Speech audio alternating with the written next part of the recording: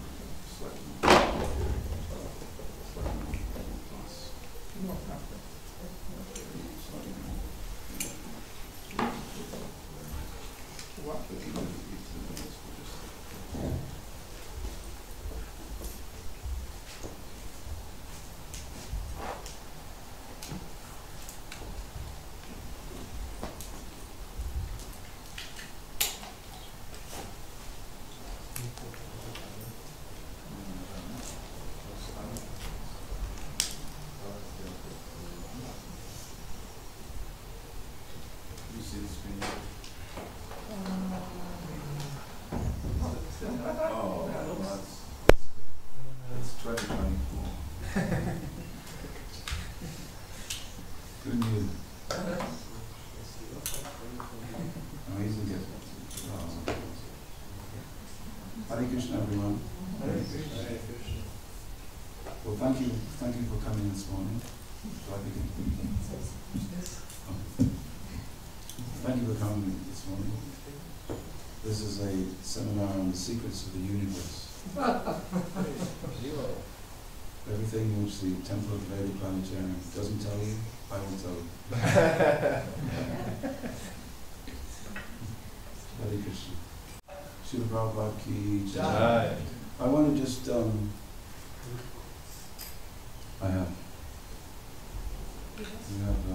my name is Kripamoya Dasa.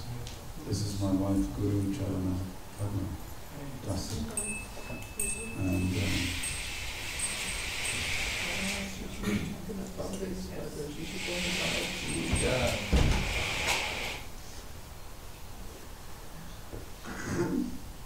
quite regularly, Srila Prabhupada said that it is the duty of the senior devotees to help the junior devotees by passing on. So,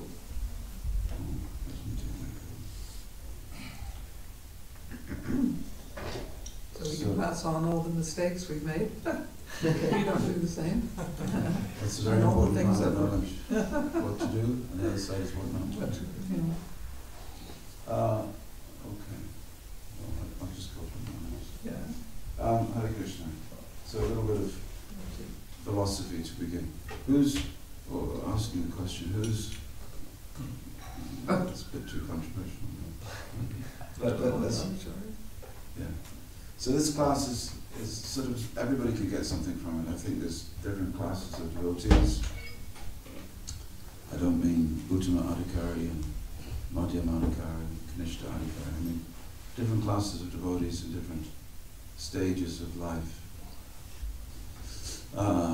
Brahmacharis are those who are committed to no married life for the time being, with an option to change. Grihastas are those who are married, Vanaprasthis are those who are married but who are working together to undo those bonds, and sannyasis are those who have committed either never to marry or to renounce the family situation. So whichever stage you are, you can learn something, I believe, from the principles of Grihastha life. Prabhupada said that ashram comes from the word ashraya. Ashraya means shelter. It means a place where you find that you can have some shelter. When you have shelter, then you can do the things. In other words, in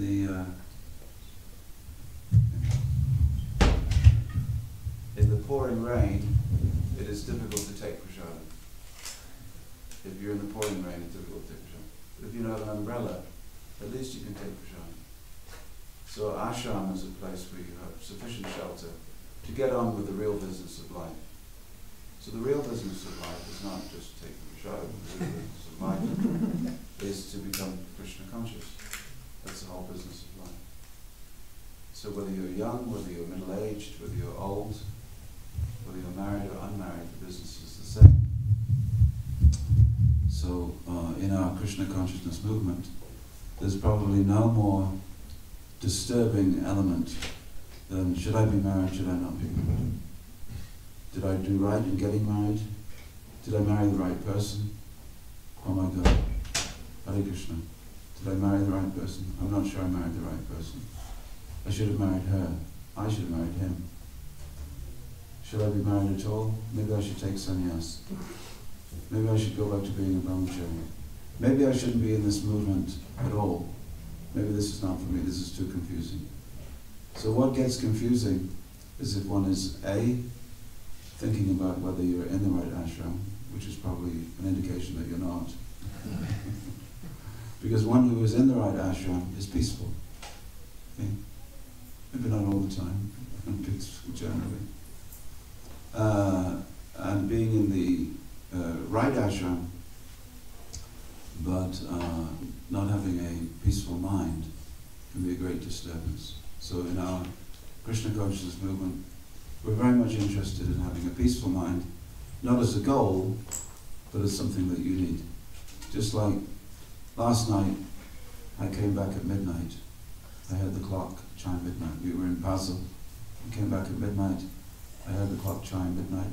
And then I went to sleep. Next thing I heard was so we had to run very quickly, showered.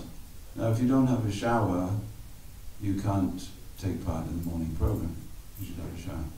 But that doesn't mean that having a shower is the goal of life. It's not the goal of life to be clean, but it helps. So the goal of life is to be Krishna conscious. Being in an ashram is not the most important thing. It is something that you're using. It's not what you are. So Prabhupada was very insistent in the many statements that he wanted people to be in the right ashram and to prosecute Krishna consciousness peacefully and to attain the goal of human life. In our Krishna consciousness movement, the GBC has said that they want more devotees, obviously, and happy devotees, obviously. How can we make more devotees? Well, that's what we're all working hard on, isn't it? Preaching and Harinam and book distribution, just for one purpose, to spread the movement. And spreading the movement means more people will come. What's the opposite of that? Is losing devotees. The worst thing for our movement, the best thing for our movement is more devotees, happy devotees. The worst thing for our movement is losing devotees, unhappy devotees. For unhappy devotees, losing devotees. So you can make more devotees by keeping hold of devotees that you have. That's step one. And step one in keeping hold of the devotees that you have is to make sure that they're happy and peaceful in life. So, this is a talk about Grihastha ashram. So, shall I switch on the first slide? Okay. So my wife and I have spent quite a few years in Grihastha ashram. Although we are moving quickly on. Hare Krishna. This one says, oh yeah, this is preparing. So this talk is split into different stages. This is, first stage is preparing to enter the Grihastha ashram. So this is something that perhaps many temple devotees are confronted with sometimes, either as managers. You will have to negotiate this for your devotees in your temple or your congregation, your community. They'll come to you. So please understand that this slideshow and this talk is not just for you and your life and your ashram, but each and every one of you is a leader, because, we're on the way out. We're in our 60s. There's not much time for us. So what we're doing is passing on some things which you will use in your life to help other people. If you're successful in your preaching here in Switzerland, you'll have thousands of people asking you, Prabhuji, Mataji, how can I get married? How can I make the right choice of partner? My husband's like this, I'm not happy. My wife is like this, I'm not happy. How can we solve the problem? I want to be a devotee, my husband doesn't want to be a devotee. I want to be a devotee, my wife doesn't want to be a devotee. We want to be devotees, our children don't want to be devotees. My child wants to be a devotee, I don't. What should we do? All possible combinations. So slideshows like this and talks like this are just something that you can take it. Don't use it in your own life if you don't need to, but file it away so that you can use it to help others. Because your life is for helping others. So, well, I just wanted to take a few moments because we have a few of the devotees here who are unmarried. So just to clarify what marriage is not, because many devotees may go into the Grihastha ashram for the wrong reasons. So marriage is not a cure for your own unhappiness. I'm going to get married and that's going to make me happy. It's not a cure for less than ideal sadhana. I'm going to get married and my partner, my wife or husband is going to help me to sort my sadhana out. It's not a cure for healing old wounds that you have, that you may need other help with. Don't expect that your husband or wife is going to help you to, heal wounds that you may have from childhood.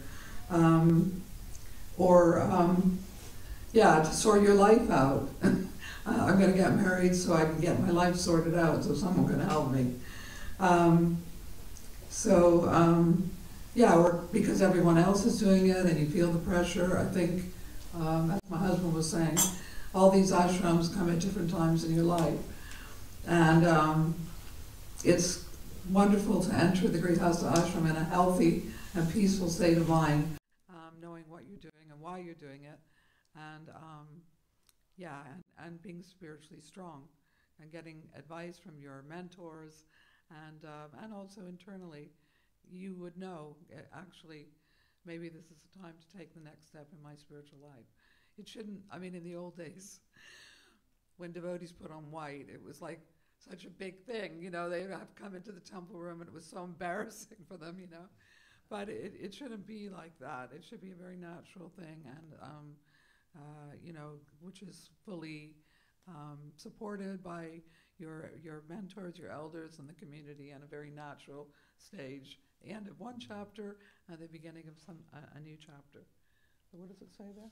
Oh yeah, shared commitment to spiritual values. So there are,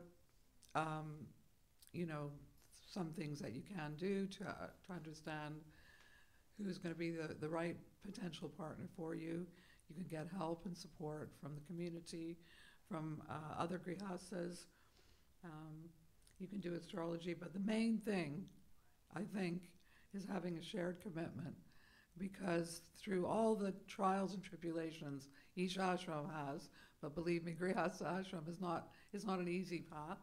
It's actually a service to our Guru, a service to our community, also to, bring forth the next generation.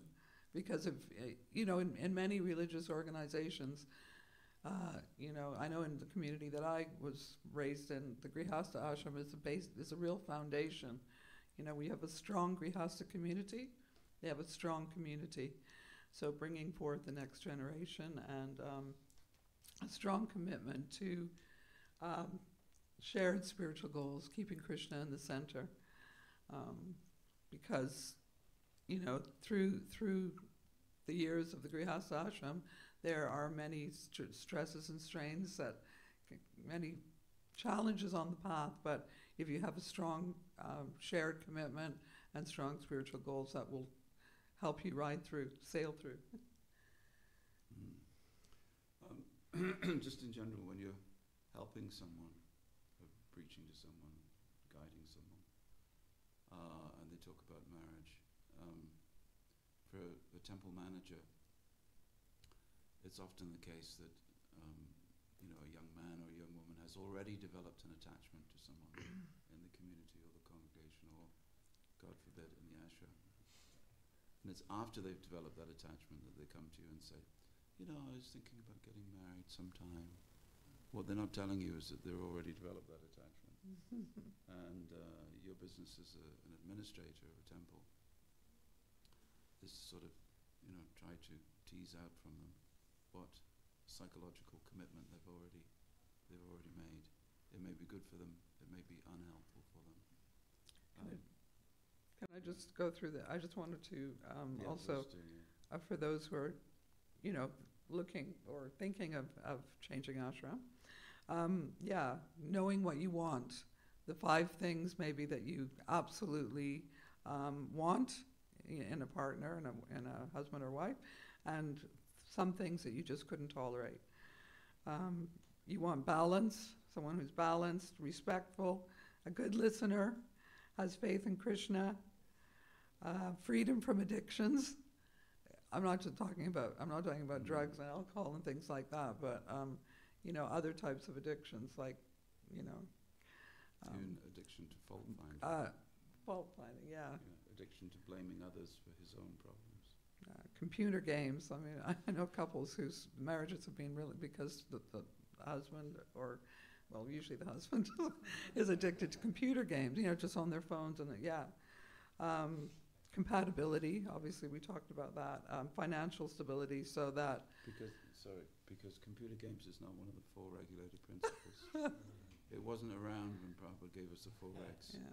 So there are many addictions and many things that the mind should not do, which now should be included in the 6 regulated principles before devotees become initiated. Yeah. So we should talk about them. We know that they are a danger.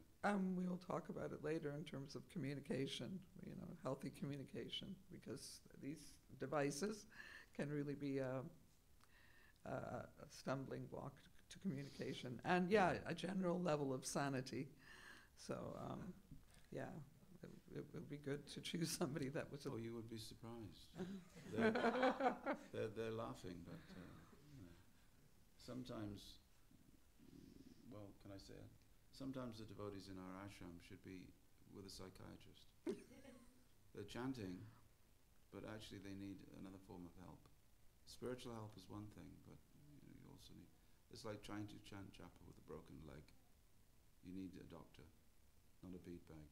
At that moment, go to the doctor, then we give you your bead bag when you've got plaster on your leg. Get your mind healed.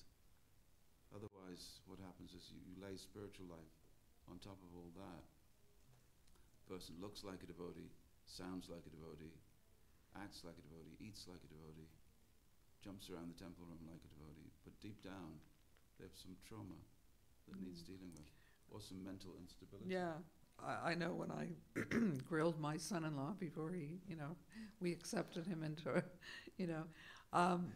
and he said, and I really loved that, he said, I'm not expecting my wife to fill a gap, to make me a whole person, and I'm not expecting her to think like that as well.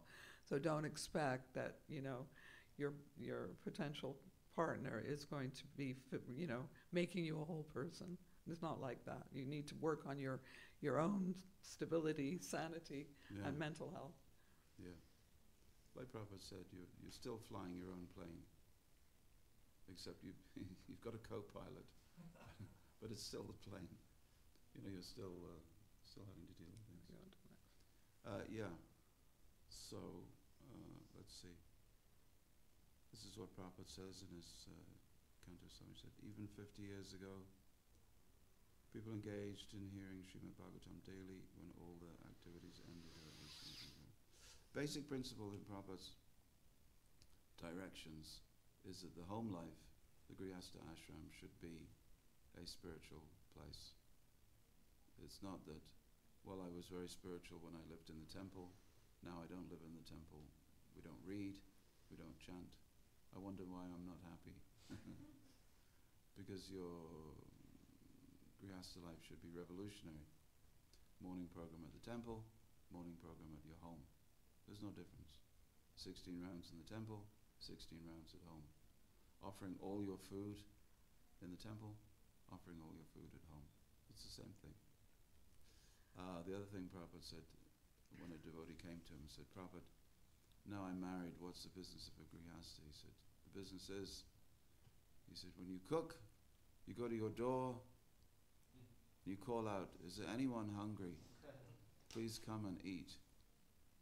And Prabhupada carried on walking there on a morning walk. And the devotee thought, Prabhupada didn't understand my question. So he asked the question again. Prabhupada said, yes, I've told you. If someone is hungry, please come and eat. This is the principle. So Grihastha life is not so much a place of enjoyment, but it is a place of austerity, actually. Equal austerity, it just austerity comes in different forms, that's all. You know. So, Grihastha life means that we serve the other ashrams. It's in relationship to all the other ashrams. And we serve together. Do you want to look for, should we do looking for a potential spouse? Or you want to keep to the slideshow? I thought we were talking about that. I thought we talked about that. Okay. Did.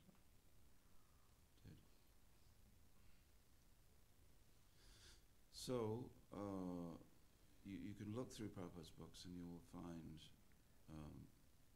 the basic principle of Grihastha life is to have Krishna in the center. Prabhupada talks about his parents, he talks about the functions that every home is a temple, talks about the different things that they used to do in the home. And from this comes Krishna consciousness. It's quite simple. These are some of the things that we found important. You want to talk about that? Mm-hmm. That's a big one for you, isn't it? What does it say? I can't even read it. Kitchen standards. Oh, kitchen standards. Cooking. Well, kitchen standards can be a potential cause for conflict, actually. But yeah, I think, you need to be clear about expectations in the home. You know what your standards are, because if you're not clear and you haven't worked on it as a team, then it could cause conflict. But yeah, we had kind of quite strict standards, in terms of Muchi and Suchi and all that kind of thing. But at the same time, as I used to tell my husband, sometimes it just wasn't practical. So we tried to keep to a standard, but don't beat yourself up if sometimes, with children and all that it goes. But cooking and offering prasadam is a big one for me. I say this over and over again to families that because the tendency is, when you're stressed and, children or your husband, that you just cook quickly and you don't properly offer, or you don't even offer at all. So, we all know you are what you eat. So if you're not feeding your family prasadam that is being thoughtfully prepared and offered, then, especially with children growing up, I always tried to make sure that we offered everything in our home. Which may sound, well, yeah, yeah, of course, but it's... But when the thing is, when you live in the ashram, someone has done all the cooking for you. Someone has done all the chopping for you. Someone has done all the offering for you. Someone does all the serving for you. And then you become married, and automatically you do the chopping, you do the cooking, you do the cleaning, you do the offering. And sometimes you're not quite used to the level of regimentation that involves. You have to be the pujari, the cook, the cleaner, everything. And suddenly people realized that ashram life was quite simple, actually. Mhm. It's relatively easy. So the principle here is that we felt, or I felt, that we should actually train our devotees as part of the Bhakta program, part of the early training, that what it means to be Krishna conscious by yourself in your own apartment. Because often what we do is train people when they come to the ashram with what it means to be Krishna conscious living in an ashram. Well, it's relatively simple. Mhm.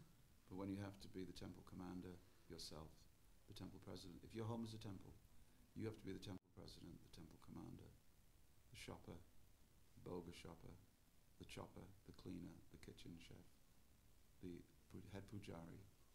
You have to be all of those, the treasurer. And these things are a great responsibility, especially if you're a young grihasta.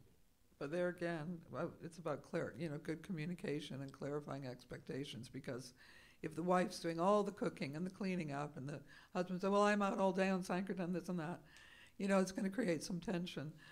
It could create some tension, definitely, Therefore we tell our young men, don't think that now I'm married, now I'll be the temple president and she will be the cook, the cleaner, the chopper of vegetables. Exactly. She will do the laundry, she will do everything, and I will enjoy. Unfortunately, Maharaj, that does not work. But yeah, so you're there to serve each other and together serve, Srila Prabhupada or your Guru and Krishna. Yeah. So, clarifying expectations. Okay, I'll do the cooking, you do the cleanup, or you do the offering. And it makes for a peaceful life. Yeah. This we found very important in our life as we look back, because now we're looking back over 42 years of married life and family life. It's not just marriage, of course, it's raising a family. We have 3 children, and they're married, and they have three grandchildren. So it's like being a Prajapati, creating it. We are populating the universe. But the life of a grihasta is punctuated by what is known as samskars. And usually the only samskar that we get in early devotee life is a diksha samskar, and then the marriage samskar. First of all, we must say, Mm-hmm. please do get married. Not if you're a brahmachari, but please, if you are considering marriage, please understand there's a difference between marriage and a wedding. A wedding is a formal declaration that this couple are now being joined together before the public, before God, and before their friends and family members. You can't skip that. The tendency is that when devotees leave the ashram, their lives are so spiritual and so Krishna conscious, they think we don't need any samskars. Unfortunately, what that's contributed to is a whole generation of devotees who don't have any weddings. In ISKCON we have so-called grihasta ashram, but without the samskar of marriage. You understand? So our samskars, Vedic fire yagya, legal, but it should be publicly witnessed. It's not just something that we can avoid from going on to the next stage. So every stage of your life. In England, what we do sometimes is that we have a big ceremony for devotees who are becoming brahmacharis. Big ceremony. It's like the handing of the saffron cloth. Like sannyasis are there handing the saffron cloth. Big deal. And then if they decide to get married, then we have a samavartana samskar, where the brahmachari is handed his white cloth, and it's made sacred. Not that it's something that Prabhuji's fallen away from the ashram. We won't talk about it. We won't celebrate it.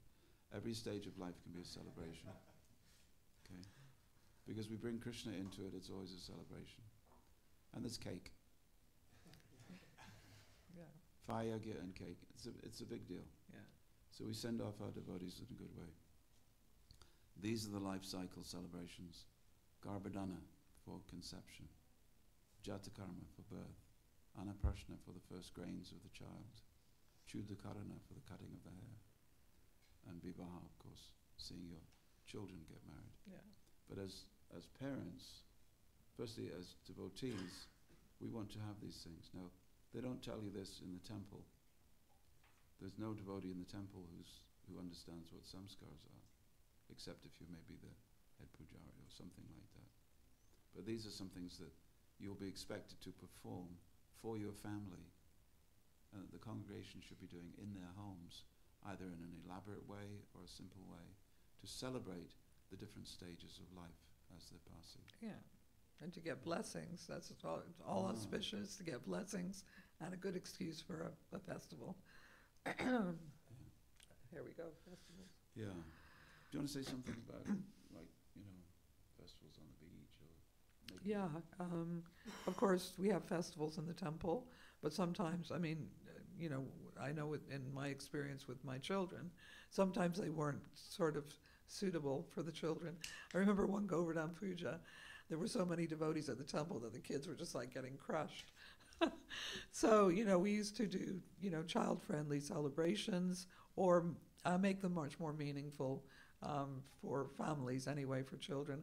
And sometimes even as groups of grihastas, you can make a beautiful celebration and cater to the needs and the interests of those who are celebrating. And wherever you are, well, one near Shinga Chaturdasi, we happened to be visiting his parents down in the south of England by the beach. And so we made this beautiful deity of Lord Nishingadev out of sand and seaweed and rocks, and we had this incredible celebration, kirtan, and circumambulating Lord Nishingadev, and it was really magical. So, as much as possible. Obviously, if you live near a temple, then it's wonderful to celebrate at the temple. If you feel that the temple festival could use another element, I don't know how many children are in the community here, but definitely you can contribute in that way by suggesting or, creating another opportunity celebrating in another type of creative way. I know we have a standard way of, we do abhisheks and this and that, but if you want to add another element, then why not? We can use all our senses, our thoughts and ideas to help create wonderful festivals that are really meaningful for all of us. Yeah. Of course, there's a great deal that we could tell you and could say that goes in between the wedding and having children. But this is a morning class on a Saturday morning. It's a very important area. We're just skipping, going through the most important elements. Maybe, no, maybe not. Maybe not. I think that, well, we can talk about it. Different aspects of, no, maybe not. Well, you talk about communication. We have to, should we talk about conflict or communication? Communication, I think, is a big one. Yeah. Anyway, those of you who want the details on different types of love in a marriage can see us afterwards. I think it's important, though, that we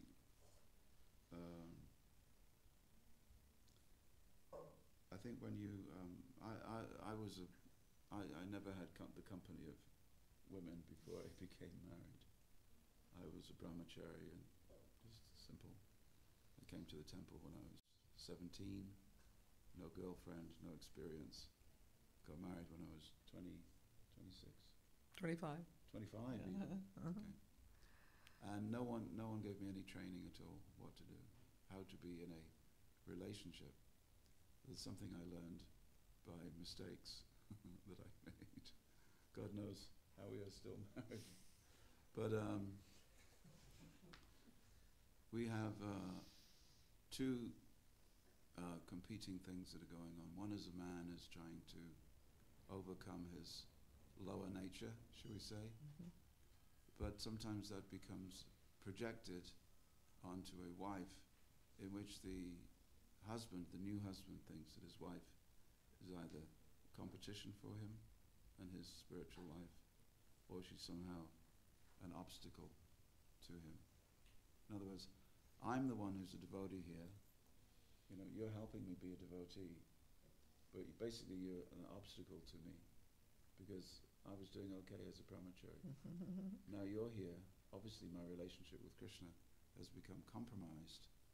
And so I'm now going to be a Vedic husband. You know, Vedic husband. Vedic husband, I'm going to ignore you when I choose, and I'm going to notice you when I choose. But what happens then is that the relationship becomes very challenged. It's not reciprocal. I think we're saying Well, I just wanted to add that that although, you know, as devotees, well, we think, okay, we're all souls surrendered to Krishna, we're all the same. In actual fact, men and women are very, very different. And it really helps to be aware of that. So here's some things, I'm just going to read them out, but it's really interesting. So,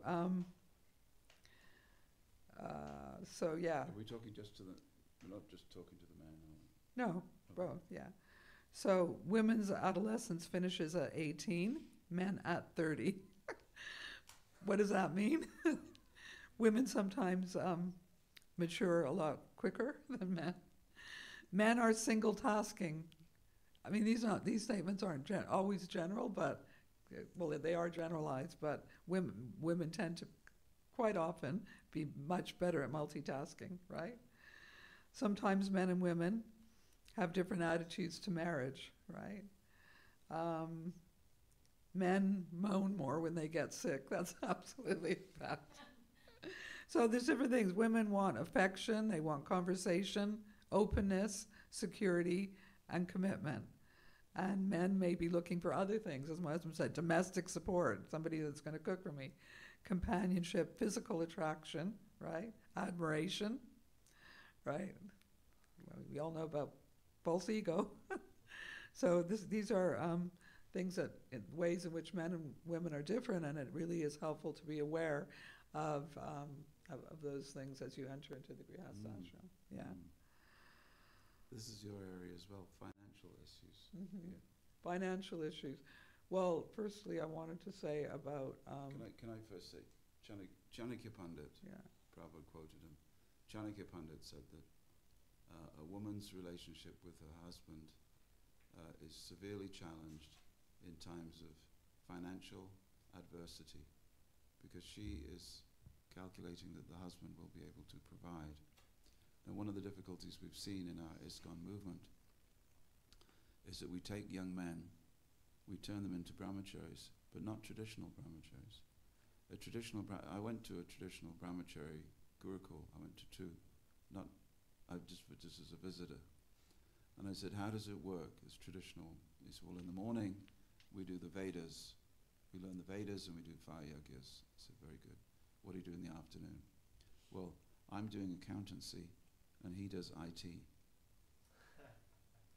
And all the boys were being trained by volunteers in a career that they would have after the ashram finished.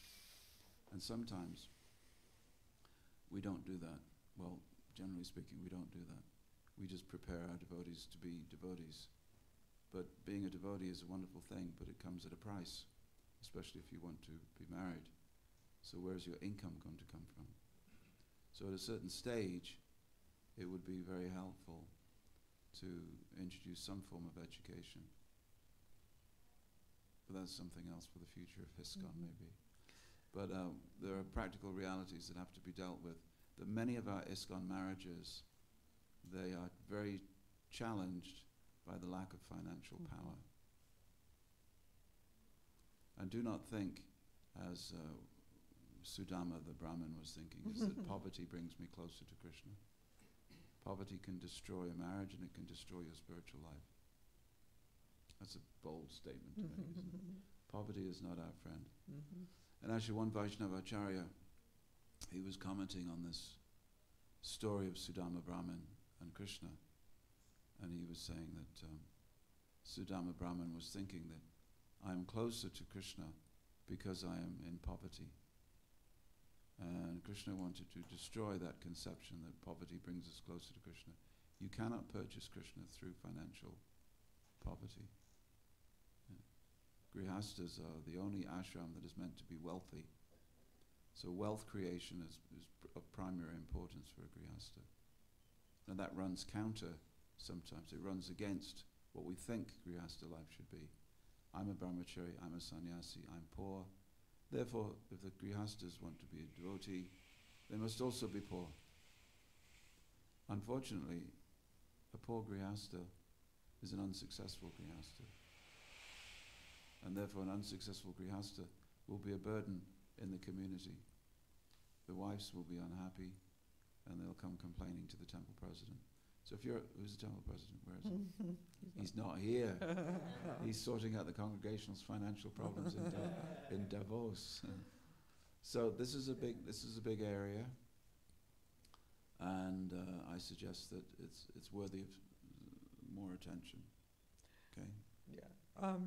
I don't know, you're on financial issues, but I just wanted to make a point about the fact that we all love to serve and we all do a lot of service, but the tendency can be that, I'm saying this, but the first few years of our marriage, we didn't even see each other because we were on a marathon, isn't it, for 3 years. But the point is that... Can you imagine? Yeah. Can you imagine?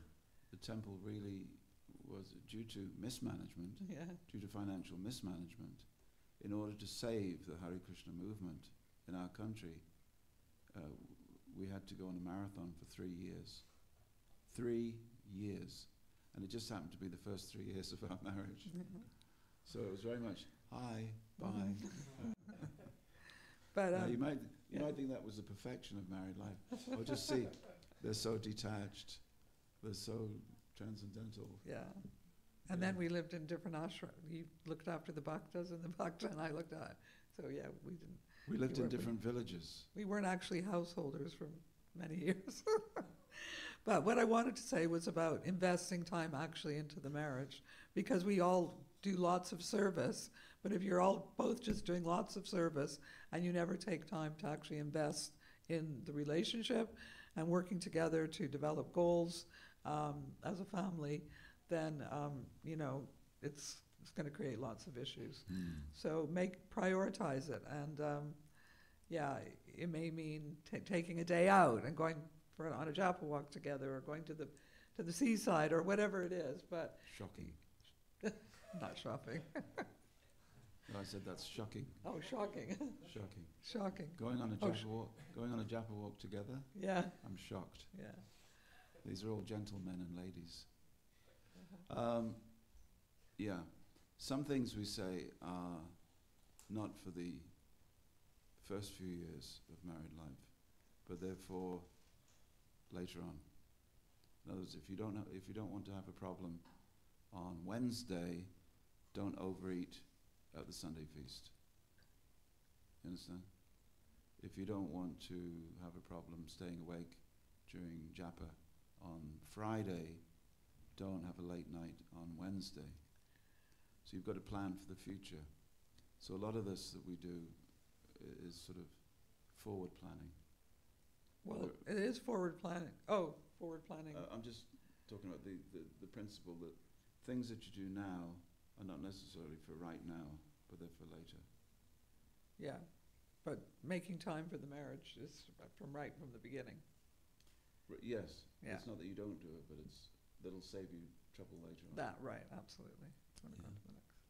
Yeah. Is this okay? We're just sort of rushing through your life. Everybody's... That's something about... maybe not. At some point, it's important to...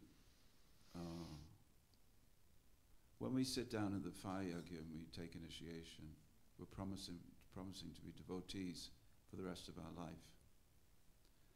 And it's important at some stage to review that and to think whether the promise is still strong. You have to renew your commitment every so often.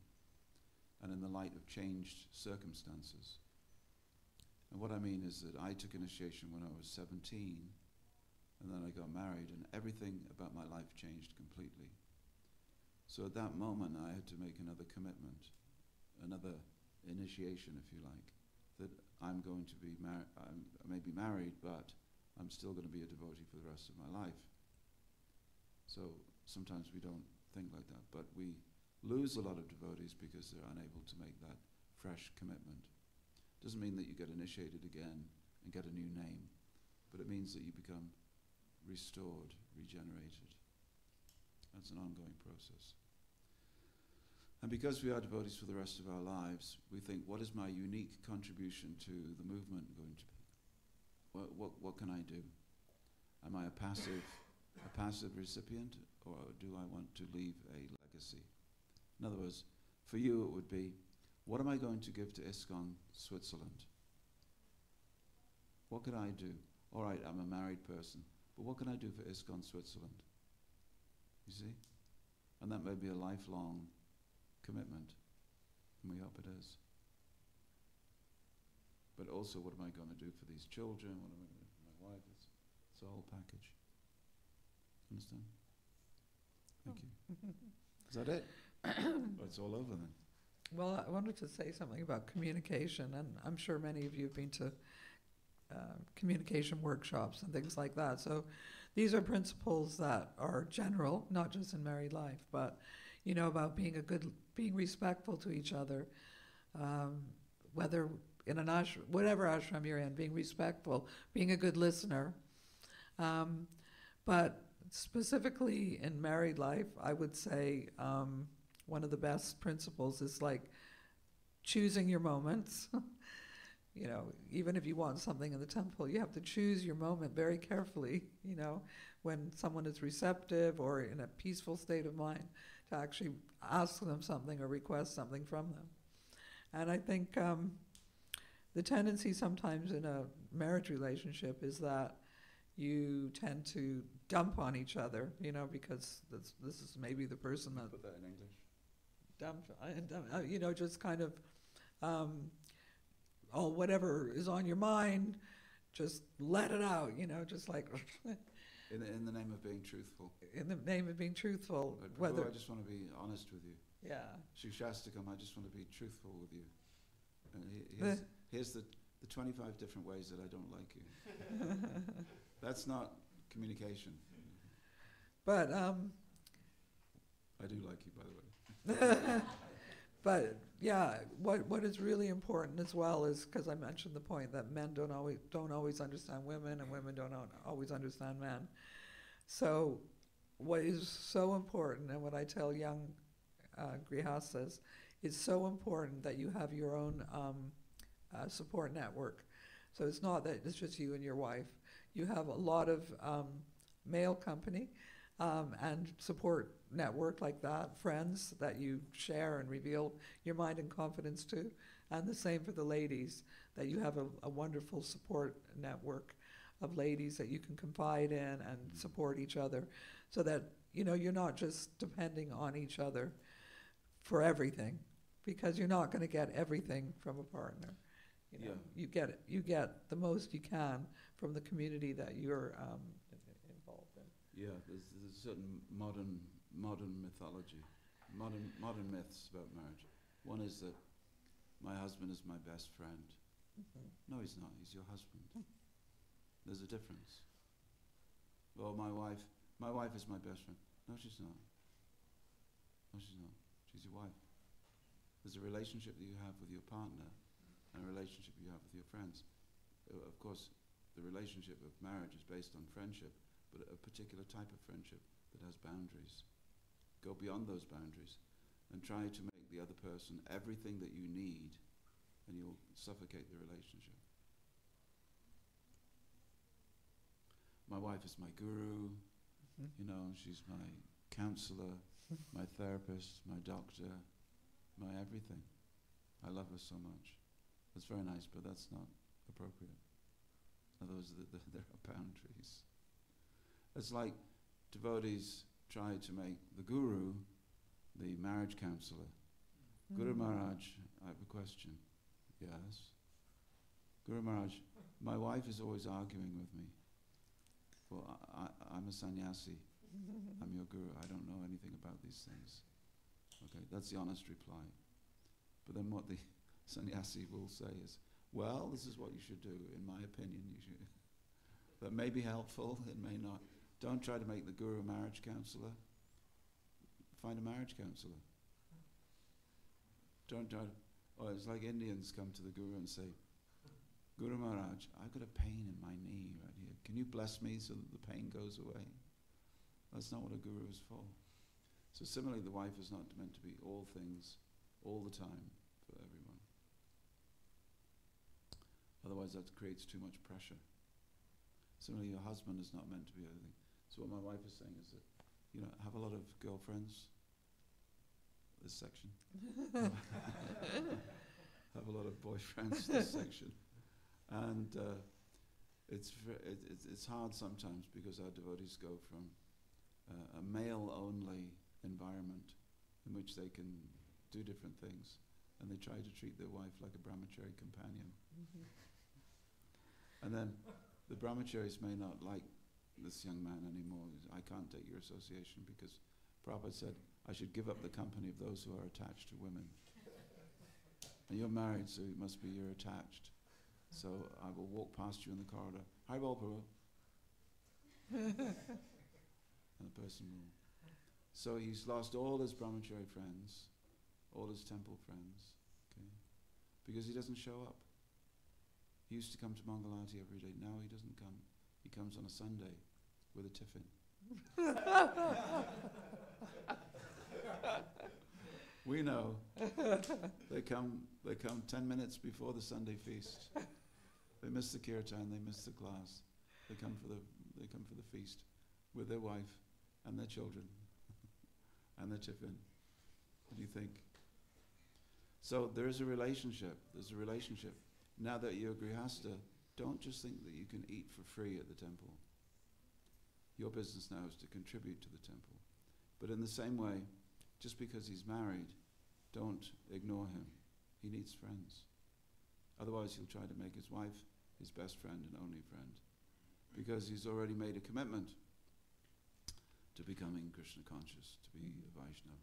And that means asat sangha tyaga e Vaishnava achara. So asat sangha tyaga means giving up the company of those who are not devotees. So he's in a situation where he can't take non-devotee company, he can't take devotee company anymore, and it's just him and his wife. No wonder he goes mad, because he's lost his friends. Another important principle is that as grihastas as well, to seek out other grihasta association in which you share similar values, a similar commitment to serving the parampara, to embracing the missionary spirit, to raising children in a wonderful Krishna conscious way, and also, to seek advice from, because, grihastas are all perhaps going through some of the same challenges, and it's really important that you have that kind of circle of grihasta company. But also, when you run into difficulty, because, we counsel quite a few couples that are wonderful devotees, but for one reason or another have come to a kind of divorce is not an option. You have to work through these things. It may be an option if there's, abuse or things like that, but otherwise, remaining faithful as grihastas to each other and to the service of the grihasta ashram is such an important factor. So if there are difficulties, it's not bad to seek out help, whether it be in the form of more senior grihastas or even getting some counseling. It's not a shameful kind of thing, it's actually required. Because, you need to do whatever you can to keep, because, we've experienced that was some grihastas, they do come to a point of that's it, and they're always using what we call the D word, I can't go on anymore, and this and that. They're wonderful devotees, but it actually kind of shatters a community when that kind, and it's definitely very, very detrimental to children. It definitely has a very strong impact on children. Just like when a sannyasi leaves the movement, falls down and leaves the movement, it can completely shatter not only a community, but an entire country. ISKCON's history in an entire country becomes, slowed down or stopped.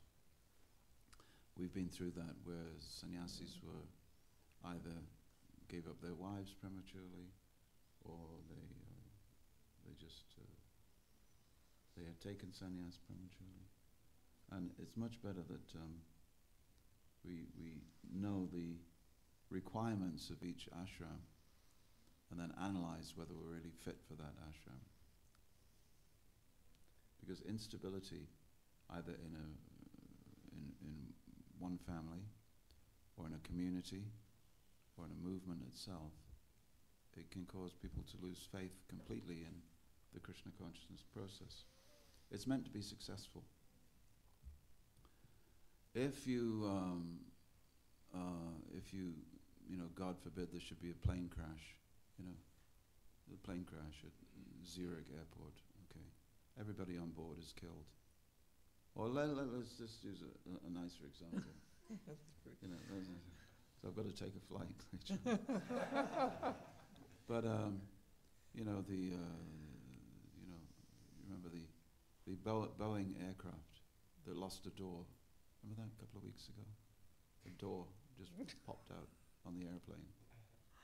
Now that happens once, but the week later, a wheel fell off. You know that? They keep it hushed up, but a wheel fell off. Now that should send a red flag to everybody involved in the aircraft industry. Please check what's happening, something's gone wrong. But when ISKCON makes thousands of devotees and then loses thousands of devotees, why don't we take time to think, well, why are we losing devotees? If this is all blissful and all successful and all eternal and all transcendental, why don't devotees stay? Why would you not stay? As Prabhupada said to one devotee, he said, Prabhupada, I think I want to leave. He said, do not talk, leave. Talk, live. So how do we live so that we can stay a devotee for the rest of our lives? You need to make adjustments. You need to make adjustments. We need to know the requirements. Just like on the way over here, the pilot said to us, he said, be prepared. He said, there's some wind around Zurich. He said, when we're landing, there might be some wind. So please keep your seatbelts on. There may be turbulence. That should be an announcement for every grihasta. There will be turbulence. Keep your seatbelt on. There will be turbulence. But it's because turbulence is not expected. Devotees panic. They think, I've made the right choice, wrong choice. She's the wrong person, he's the wrong person. Krishna consciousness is the wrong religion. I don't know why I did it in the first place. Why did I get initiated? I chose the wrong guru. All kinds of solutions to a problem that's easily to deal with if you take precautions in the beginning. There will be turbulence. Tighten your seatbelt. And these are just a few considerations when the turbulence comes. So prayer, but don't always think that Krishna's on your side. So, but you can pray for a way forward. One thing that always helps is saying, I'm sorry. I don't know why, but... Really? Men have to apologize to their wives? No, and vice versa. And also being honest about your failings, and because we do get it wrong sometimes. So just having an open and honest kind of communication where you can actually apologize, move on, not always bringing up the same thing over and over again, especially in public. There's so many things to avoid, but I think asking for help. You always say that. You always do. You No, always. I don't. No, I don't. It's called elevating a problem to the eternal and unlimited platform. Yeah. You know, she does something wrong, and then the man says, "You always do that." Yeah. Okay, always. What are the words you remember? Always. Never. Never. Ever. Yeah. It's important, obviously. Yeah. Yeah. And ask for help. Don't be afraid to ask for help, either from each other or from others. You see, it's not a competition. Mm. It feels like a competition between men and women, but it's not, it shouldn't be a competition. It should be cooperation. It's meant to be cooperation, not competition. That I have to say, I have to have the last. In my opinion, you know, I'm the husband, so therefore my opinion is the opinion that you should have. It may not be. It may not be. She may be right. Surprising as it may seem. Should we take some questions? I think we should go to questions. Yeah. This Yeah, has just kind of- been a butterfly hopping from flower to flower. But we hope we've got something. Just brush the surface, but yeah.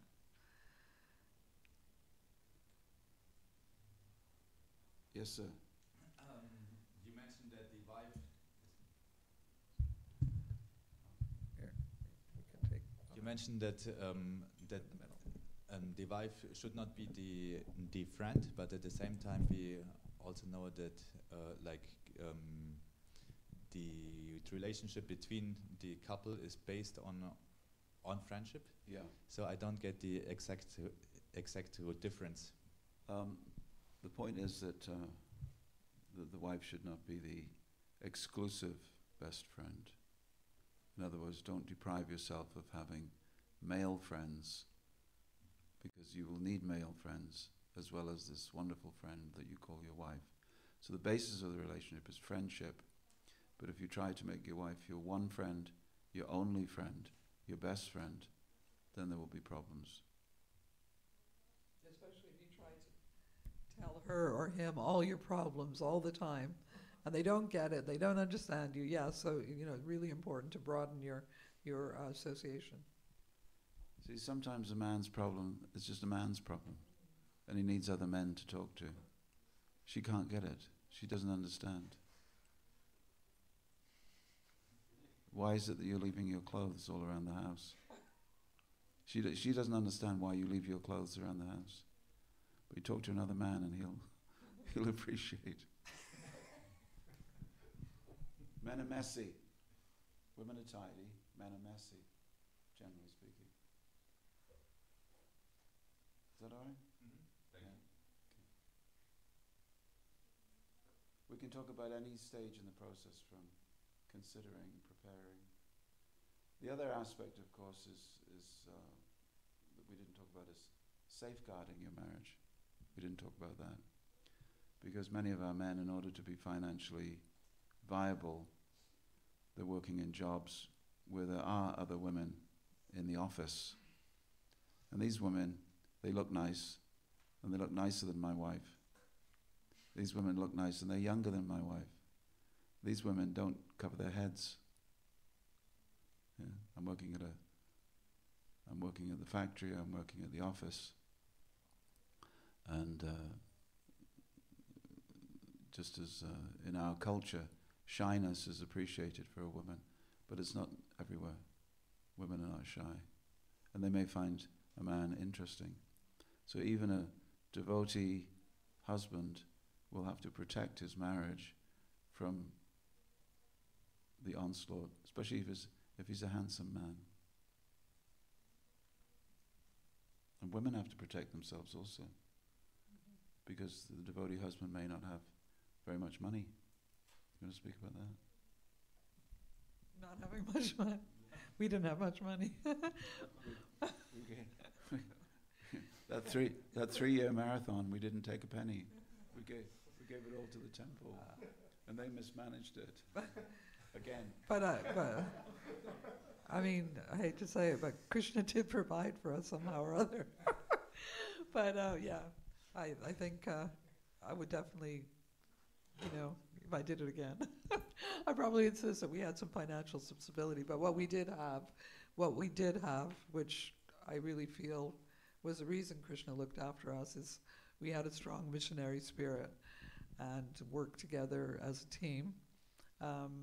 Even though, we're very different in personality-wise, but we worked together as a team, whether it was Namahata or Friends of Lord Krishna or correspondence or traveling around with our children, visiting groups, but we worked together in a missionary way to bring people to Krishna, and through that sacrifice, I think Krishna graced us with everything that we did need in a very simple way, but I think, So I think I think it is important to, as a Grihastha couple, have a mission. Well, we have a mission, but have a goal to work together in some way within Krishna consciousness.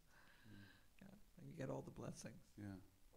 The other thing that we didn't talk about, because this is not a talk about child rearing, but we found the best way to encourage your children to be Krishna conscious is to find the most enjoyable things in Krishna consciousness. So our children were exposed to a lot of drama, theatre, music, games, fun, and for them Krishna consciousness was a joyful process.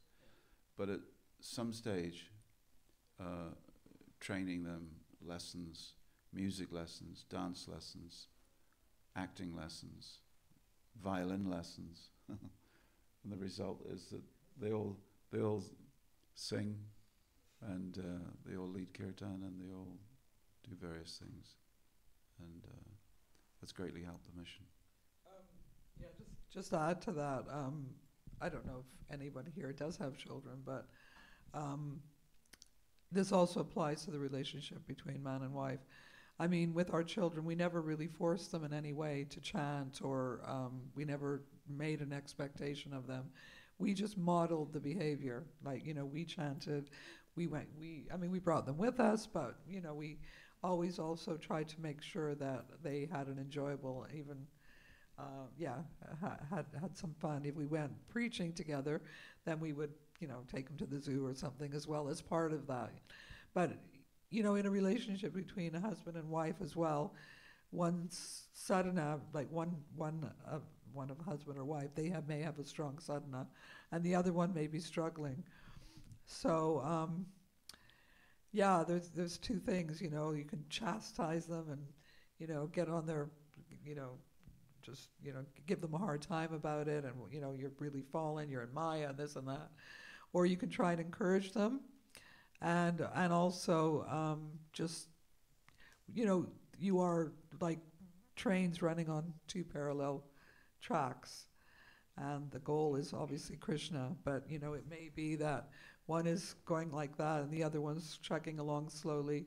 So that encouragement and support, and not being judgmental in a way that's harsh or critical, but just actually really encouraging and just getting on with your own spiritual life. Ultimately, hopefully, it will have an influence on the other person. No, I'm good. Another question?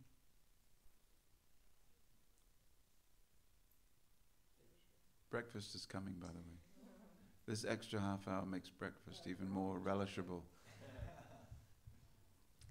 Sorry, but it's just we are very grateful that you address this subject matter, and somehow it was a topic in my mind because I was having a discussion with a senior yesterday, and so a lot of introspection is involved, and I was thinking of how on a personal level I'm quite scared of vulnerability, and that's why you never feel ready enough to allow another person into your space like that. So I don't know, it's not a question, but it's just how I feel about the topic, that maybe it's also some bit of ego involved, but you're just not, it's so uncertain, you're just not, I mean, at least on a personal level, I don't feel ready. So how do you make this transition? Look, I think that if you're functioning practitioner of Krishna Bhakti, there's a good chance that the last life has helped to prepare you for this life. If you consider that spiritual life is the most important thing in your life, then naturally, your material identity is being subdued, and that's all right. But in such circumstances, it becomes difficult to become married, because the tendency towards marriage or anything of this world becomes minimized. It's not seen as being very important. So we sometimes find that just like the age of 25 is given as the age of the maximum period for not being married in Vedic culture. If you live for 100 years, the first 25 years of your life can be unmarried life, and then one gets on with the rest. However, in our Western Krishna movement, we just begin brahmachari life at 25 years old, on average. Many people are just coming at that time. So there's a maximum amount of sort of spiritual strength at that time. But it does tend to make people put things off. And then we find that devotees in their 40s, men in their 40s are thinking, maybe I should get married. Or women in their 40s can't do that. So for women it's a biological necessity to seriously, even more than men, consider marriage earlier, to take advantage of certain biological realities that are there. So we need a culture that's supportive of that. And I think at some stage the intervention is required from nice seniors. Seniors, my wife is always doing it, looking at a boy or a girl and thinking, well, they'd make a good, isn't it? It's a calculation. But for that you need grandparents. You need parents and grandparents, something which a lot of the time we don't have. We don't have a functioning set of elders, because an elder in a community will, obviously they're going to look and say, well, you're not married, why not? It's a biological necessity for you to get married at a certain age. Why are you not married? Now, in our Krishna conscious culture, mainly made up of a movement which is led by single men, they don't think like that. So a woman may feel unprotected because it's not suggested to her that she should be married. You see? So we don't have the. Am I digging a hole here? We don't have people old enough or wise enough to give the advice to young people that is required. Because our parents' generation, we've got rid of them because they're, meat-eating karmis. Yeah.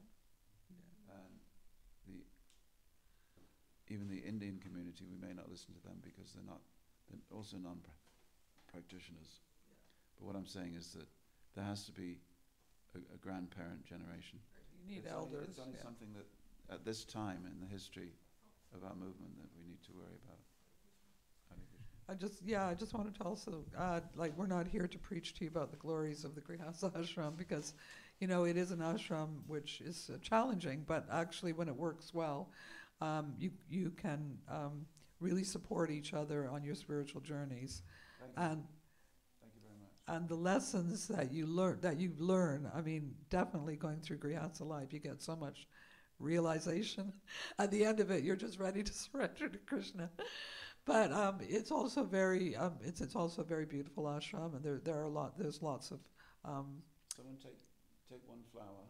Yeah. You take one flower. For the baby. Give it to the baby. Yeah. Give the baby Ashirvad. New baby. Yeah.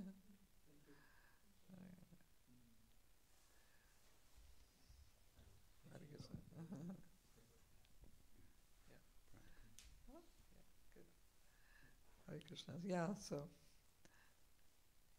I agree with you. But in terms of elders, you do sometimes need someone to say, look, it looks, they can see the signs. When we were younger, we really needed someone to say to us, look, you're doing very well. You're raising thousands and thousands and thousands of pounds, dollars, francs for the temple. You're going to need something in the future. Please take 5% of what you're raising. Put it aside because you're going to need some savings. No one said that to us. They just said, no, what you need to do is surrender every penny to Krishna. But what they really said was, surrender every penny to me, the manager, and I will mismanage. So it didn't work well for us.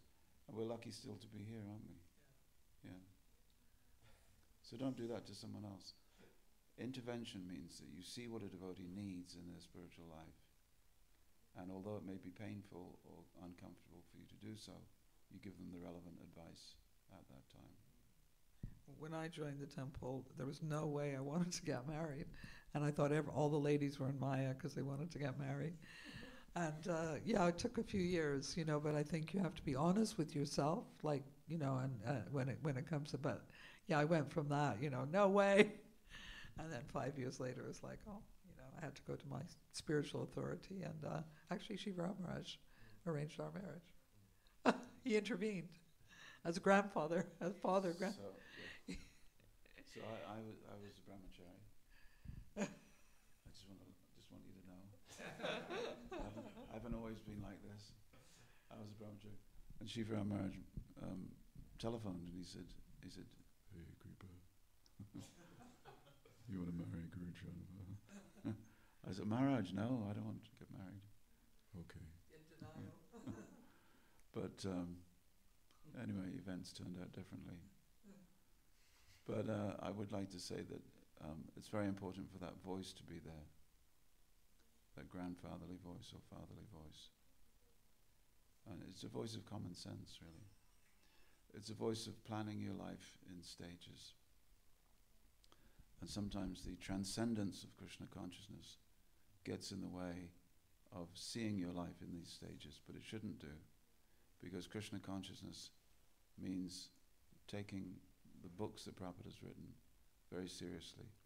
So when Prabhupada talks about Varnashram Dharma, he's not just talking about something that happened 5,000 years ago in another country. He's talking about something that should be the future. So if it is the future for human society, and we are humans, then we can also take part in that. Hare Krishna. One last one? You got the mic there.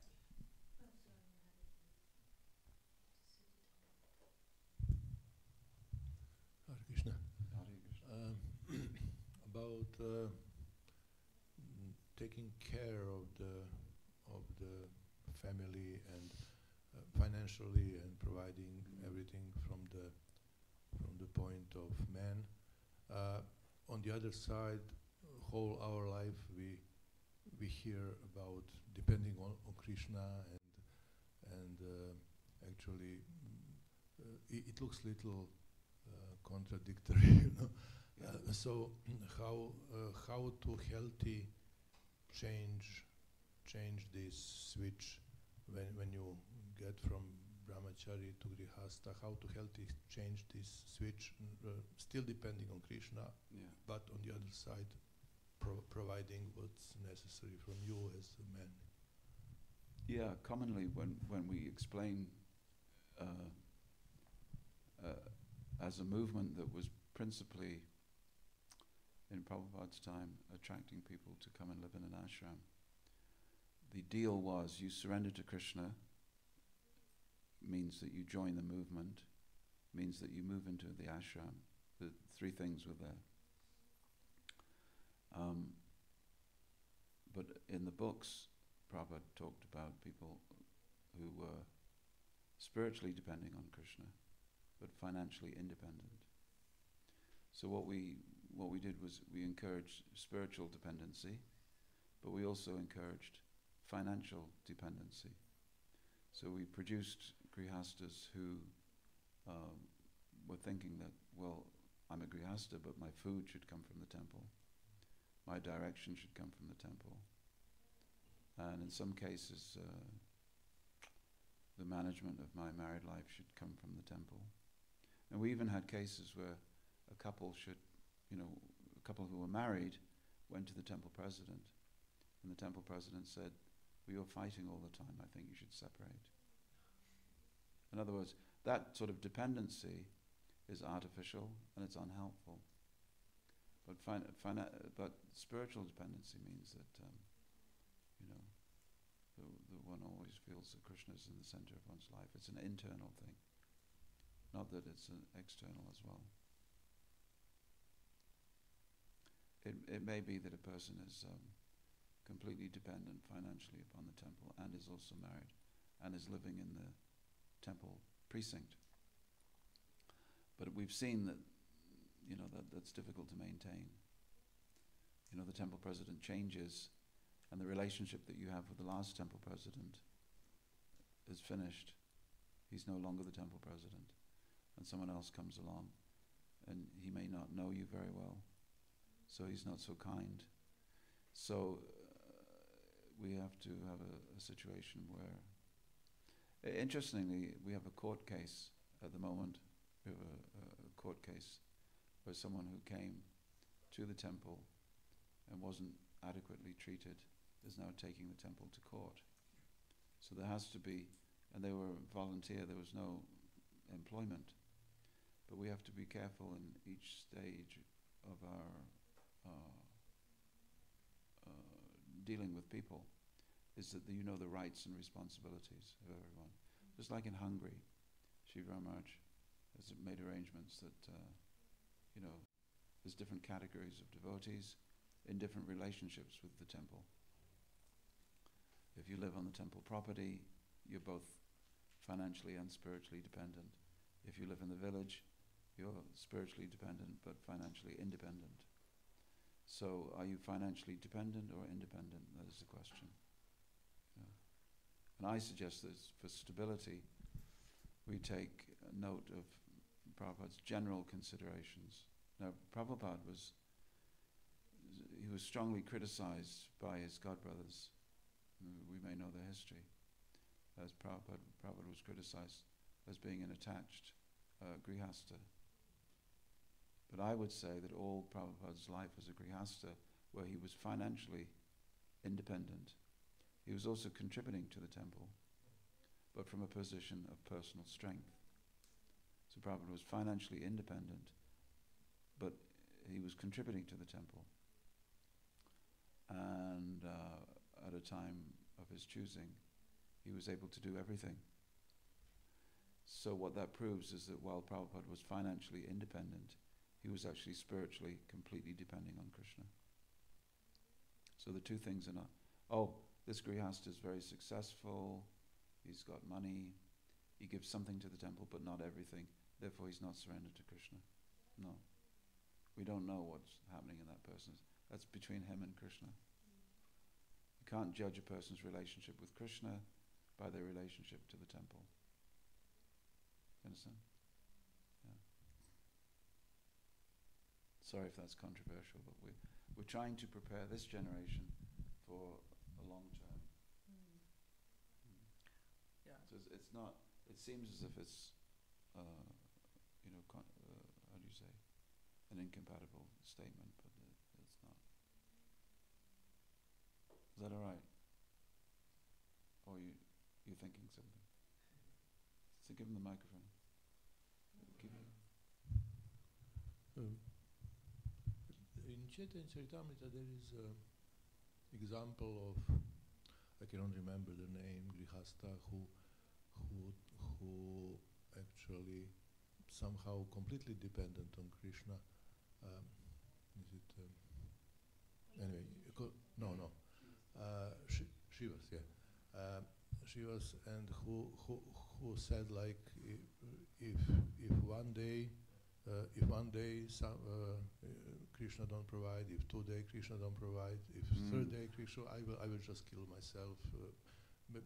It looks like it looks like somehow he also financially dependent on Krishna,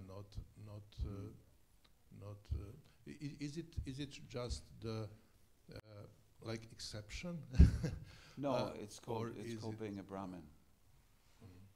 So a Brahmin has 6 things that he can do: yajna, yajna, patana, patana, etc. So a Brahmin gets up at 2:30 in the morning, and he eats at 2:30 in the afternoon, and his whole life is puja and mantra and doing samskars for other people and teaching people the Vedas. So that's a Brahmin. And for that he doesn't go to work. His work is the Vedas, recitation and puja, like that. And so by dint of his, out of the 6 things that he can do, only 2 of those things will give money. So he's content to live in poverty, but at the same time have the status and great power that comes along with being a Brahmin. So we initiate everybody as Brahmins, but they don't work as Brahmins. They're Dvijas. But a Brahmin, who's a Brahmin by initiation and Brahmin by financial maintenance, is a person that he will teach the Vedas and not even ask any money. But at the end of the period of education, the child will come and they will give Guru Dakshina, and he will live off the Guru Dakshina. And if he initiates disciple, which they usually do, he will come and they will give, once every year, he will give Guru Dakshina, like that. So that's how some Brahmins live. They don't ask, they completely depend on Krishna. But if they don't receive maintenance from Krishna like that, then they know they have to travel. So a poor Brahmin is also a traveling Brahmin. And he will go to another village where they need a Brahmin. And you can't have too many Brahmins in a village. Bad for business. But the difficulty here is that we either we don't teach the Vedas or no one is interested in listening. So to be a Brahmin in ISKCON and to try to live as a financially dependent on Krishna by my skills as giving Krishna to others, that is very praiseworthy. And some people do it. So they will develop their own classes and courses and different things like that, or go online. You know, the new Brahmin, the nouveau Brahmin. He's teaching corporate wisdom, by turning Bhagavad Gita into a tool for businessmen. So Brahmin has to be very thoughtful these days. But where people are in the next generation, when devotees are actually appreciating samskars, then we will have Brahmins who will go to their homes and perform samskars for them. But we're dealing with a community where we still have to teach devotees that it's important to be married. And marriage means the viva samskar, the Vedic wedding ceremony. So good luck being a Brahmin for people who don't even do that. So you can take your choice. So being initiated as a Brahmin in ISKCON doesn't mean that you need to work as a Brahmin. But if you choose to work as a Brahmin, then that's the person that you're talking about. That Shivas. Otherwise it's, making pots, making cups like Kolavecha Sridhar, or being a dance teacher like Ramananda Roy, or being a king like Maharaj Prataparudra. Each person was financially independent, but spiritually dependent. Hari. Srila Prabhupada ki jai. Hare Krishna. Anyway, we're open if anybody wants to come and speak to us. Sorry, we thought we knew what we were going to talk about this morning, and then we came back at midnight and just suddenly discovered that it might be different. But we hope hopefully something's there. Hopefully some crumbs. Hare Krishna.